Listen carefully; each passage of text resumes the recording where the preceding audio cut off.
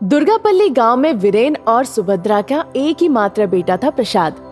उनके बहुत ही करीबी रिश्तेदार में से अनामिका की शादी प्रसाद से की गई। ये बात लड़की वालों के माँ बाप ने छुपा दिया कि अनामिका थोड़ी सी सेल्फी पागल है और उन्होंने अनामिका को सचेत भी कर दिया इस बारे में। देखो, तुम्हें तो पता ही है तुम थोड़ी सी सेल्फी पागल हो, इसीलिए बहुत सारे रिश्ते वापस चले गए। हमें ये नहीं पता कि तुम्हारी ये बदकिस्मती है या किस्मत है, पर बहुत ही जाना पहचाना लड़का अब तुम्हारा पति है।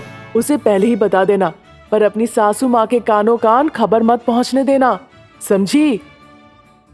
ये कहकर उसको ससुराल उसने भेज दिया। इधर ये सोचकर सुभद्रा बहुत खुश हो रही थी कि आने वाली बहू सारा काम अच्छे से करेगी अब। पर बदकिस्मती से वो खुशी बस कुछ ही साल रहे। कारण ये था कि उसकी सासू माँ को बहुत ही दुखी होकर अनामिका के सेल्फी पागलपन का सामना करना पड़ रहा था।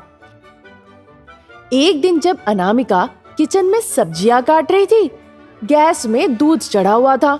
दूध उबल के गिरने लगा। अनामिका ने फोन उठा के कहने लगी, हाय, अनामिका का सेल्फी उबलते हुए दूध के साथ। ये कहकर उसने सेल्फी ले लिया। इस बीच दूध उबल के पूरी तरह से नीचे गिर गया। सुभद्रा, जो तुरंत वहां पर आकर पहुंची ही थी, अनामिका को देख लिया कि वो सेल्फी ले रही है उबलते हुए दूध के साथ। ये देखकर वो बहुत नाराज हो गई और फिर कहने लगी, अरे, दूध ऊपर से नीचे उबल के गिर रहा है और तुम फोटो ले रही हो, पहले आंच तो धीमा करो। अनामिका ने ये बात सुनने के बाद भी वो सासू माँ के बातों पर परवाह नहीं की और उनके पास आकर सेल्फी लेने लगी। जला हुआ चेहरे वाली सेल्फी सासू माँ के साथ। ये कहकर उसने सेल्फी ले लिया सुभद्रा के साथ और वहां से चली गई। ये देखकर सुभद्रा गुस्से से दांत कटकटाने लगी। सुभद्रा सोफे पे बैठकर टीवी देख रही थी। अनामिका कपड़ों को इस्त्री कर रही थी। वो हर एक साड़ी को इस्त्री करने के दौरान सेल्फी ले रही थी।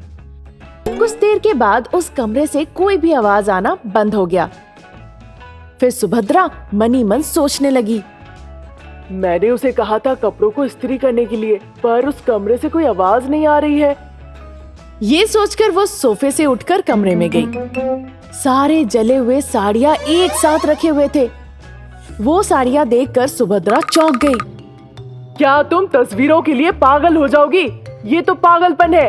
ऐसे तस्वीरें कोई लेता है भला? तुमने मेरे सारे साड़ियों को जला दिया सिर्फ सेल्फी लेने के लिए, इस्त्री साड़ियों पे रख दिया। हे भगवान, आप बताइए अब मैं क्या करूं? मैंने जानबूझकर ऐसा नहीं किया। ये हो गया, जब भी मैं कुछ करती हूँ ऐसा ही होता है। फिर अनामिका ने अपने हाथ से इस्त्री लेकर सुभद्रा के हाथ धरा दिया। अरे, जल गया, जल गया! सुभद्रा ने जोरों से चिल्लाया। एक सेल्फी जहां सासू माँ के हाथ में जलता हुआ गरम इस्त्री। वो सेल्फी लेने लगी। सुभद्रा ने उस गरम इस्त्री को उसके हाथ से नीचे गिरा दिया। फिर वो अपने हाथ को झटकते हुए बोलने लगी, आह, जल गया, मेरा हाथ जल गया, बहुत दर्द हो रहा है, मेरा हाथ जल गया, ओहो। जब वो दर्द से छटपटा रही थी, अनामिका सुभद्रा के पास आई अपना फोन लेकर और उनके जले हुए लाल हाथों को देखकर सेल्फी ले ली। या, मेरी गलती की वजह से सासू माँ के हाथ जल गए। ये कहकर उसने सेल्फी ले लिया। अनामिका को थोड़ी भी चिंता नहीं थी सुभद्रा के दर्द को लेकर।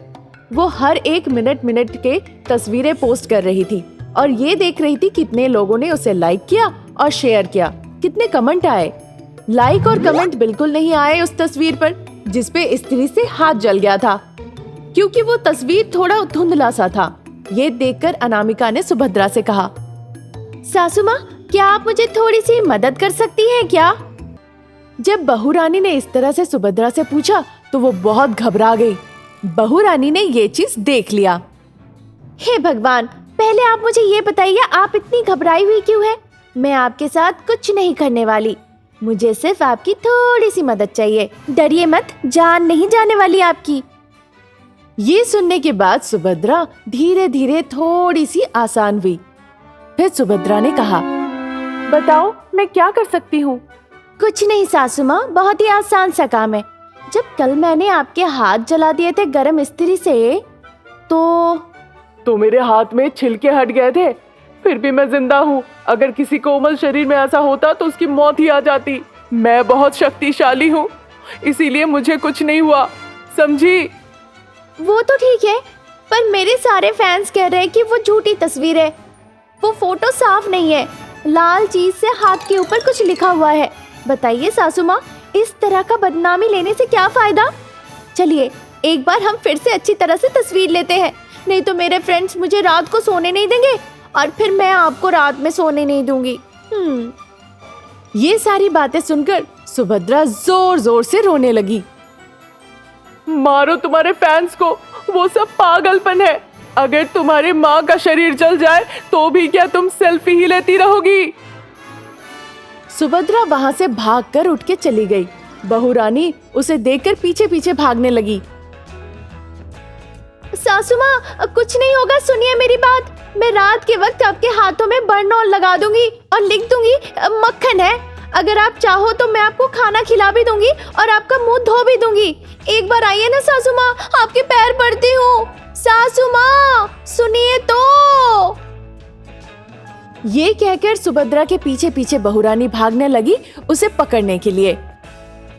अरे नहीं नहीं, तुम मेरे पैर पकड़ने जाओगी, उसे भी जला दोगी। ये सब कुछ आम चीज नहीं है। ऐसा तक कि तुम जैसे बात करती हो वो भी बड़ी अजीब है।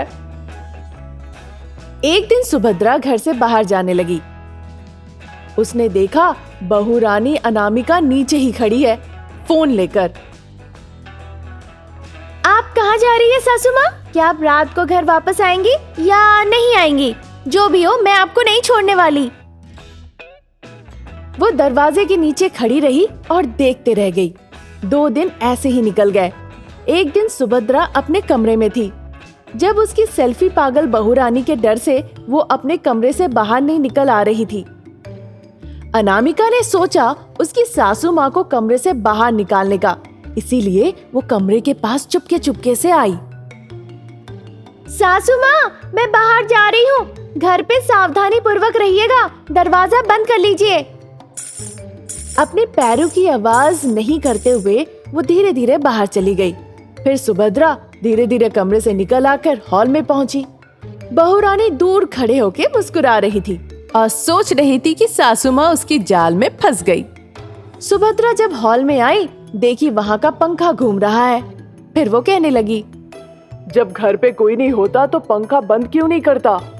जैसे ही वो पंखा ऑफ करने वाली थी, सुभद्रा को बिजली के झटके लग गए और वहीं के वहीं वो खड़े होके हिलने लगी।